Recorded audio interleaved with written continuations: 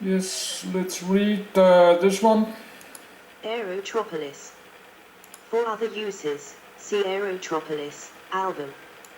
For the suburb of Sydney, Australia, see Bradfield, New South Wales. An aerotropolis is a metropolitan subregion whose infrastructure, land use, and economy are centered on an airport. It fuses the terms aero, aviation, and metropolis. Like the traditional metropolis made up of a central city core and its outlying commuter-linked suburbs, the aerotropolis consists of 1. The airport's aeronautical, logistics, and commercial infrastructure forming a multimodal, multifunctional airport city at its core, and 2. Outlying corridors and clusters of businesses and associated residential developments that feed off each other and their accessibility to the airport. The word aerotropolis was first used by New York commercial artist Nicholas DeSantis, whose drawing of a skyscraper rooftop airport in the city was presented in the November 1939 issue of Popular Science.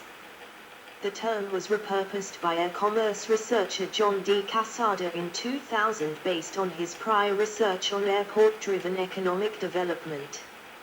Airports, Connectivity, and Development, edit.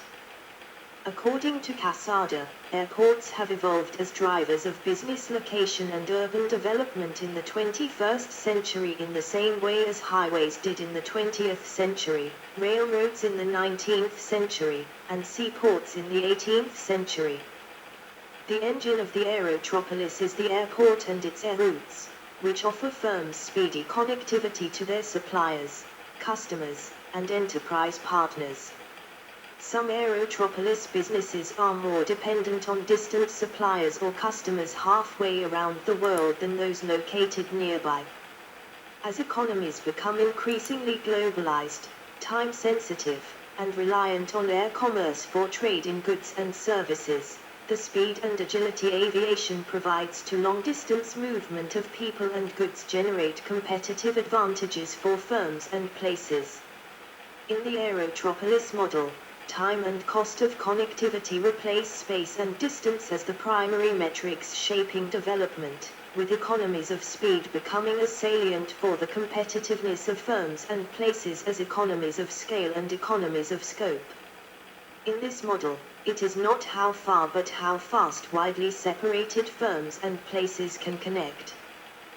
The aerotropolis encompasses aviation-dependent businesses and the commercial services that support them and the multitude of air travelers who pass through the airport annually. These businesses include, among others, high-tech and advanced manufacturing, logistics, and e-commerce fulfillment, high-value perishables and biomeds, destination retail, sports, entertainment, and medical forward/wellness complexes, hotels, conference, trade, and exhibition centers, and offices for business people who travel frequently by air or engage in global commerce.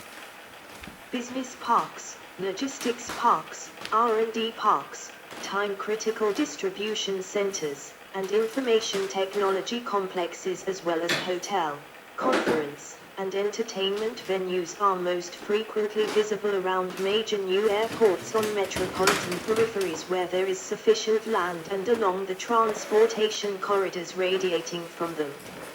As increasing numbers of aviation-oriented firms and commercial service providers cluster around and outward from airports, the aerotropolis is becoming a major urban destination where air travelers and locals alike work, shop, meet, exchange knowledge, conduct business, eat, sleep, and are entertained, often without going more than 15 minutes from the airport. The outcome is a new form of transit-oriented development centered on runways and along their connecting surface transportation arteries. The aerotropolis is more, though, than clusters and corridors of airport-linked commercial, industrial, and logistics facilities. It also consists of living urban places that must be planned and designed as appealing environmental and social realms. Some aerotropolises have arisen spontaneously, responding to organic market forces with a lack of planning, contributing to sprawl while creating highway congestion, pollution, and other negative externalities. Applying principles of smart urban growth and sustainability are essential to the formation of a successful aerotropolis, as is stakeholder alignment. Governance entities aligning airport management, airport surrounding communities, and city and regional officials with local business and economic development leaders should implement aerotropolis planning to achieve greater economic efficiencies along with more attractive and sustainable development. Criticisms of the concept, edit.